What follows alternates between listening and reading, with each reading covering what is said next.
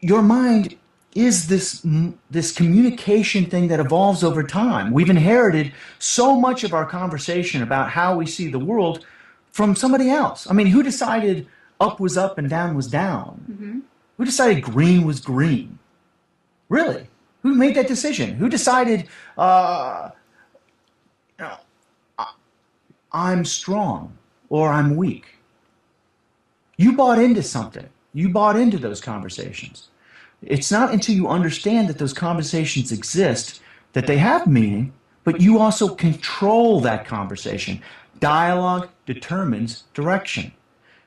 The second you start driving your dialogue in the direction you want to go, you'll be amazed at how soon you'll get there.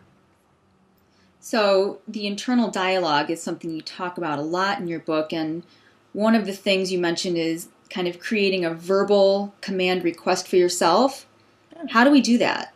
Well, I just don't want to overcomplicate it. It's really simple. Keep it short, keep it direct, and have it something that gets you off your ass. It's not, you've got to keep moving forward. It could be move forward. Be patient. Breathe. What a great command that would be for most people. You're all upset, you're all worked out, you're all nervous. Breathe. That could be really simple. That's a great thing.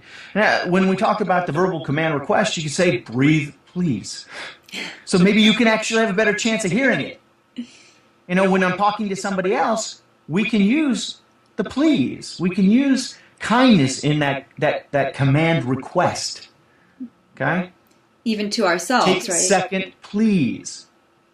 Take a second and please, please. So that somebody actually has a chance to hear your request, your command request.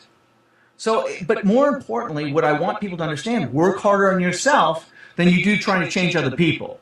Okay? Mm-hmm. Work on yourself. Learn how to make requests of yourself. Learn how to control and command yourself.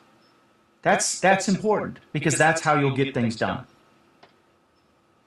So, some of the steps that we can take to develop that plan of action to get things done.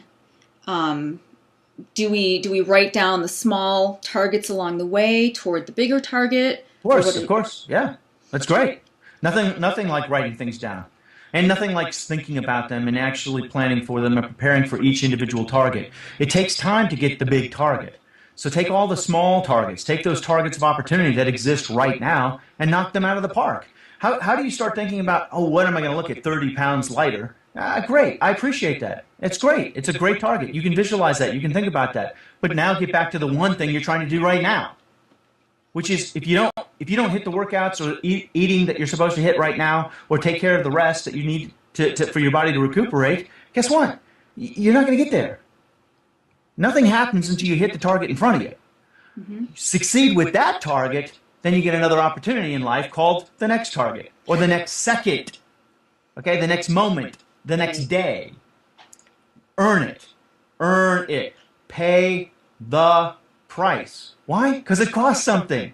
Mm-hmm. We forget about that. If you want to be successful, if you want to have things, are you willing to pay the price? If you're not willing to pay the price, don't delude yourself that you really want to lose 30 pounds. Mm-hmm. Don't. You save yourself some time, sit on the couch, watch Oprah, and eat potato chips. I don't know. It's up to you. It's your life. You can waste it, or you can make it into what you want it to be. You can get to the end of your life going, oh my God, I wish I would have done this. I wish I would have done that. I wish I would have done this. Or you could say, this is my life. I'm in charge. I'm going to make my life everything I can make my life. And I'm going to earn it and pay the price one moment at a time, one day at a time, 1 week at a time, 1 month at a time, 1 year at a time. That's how you earn the life you want.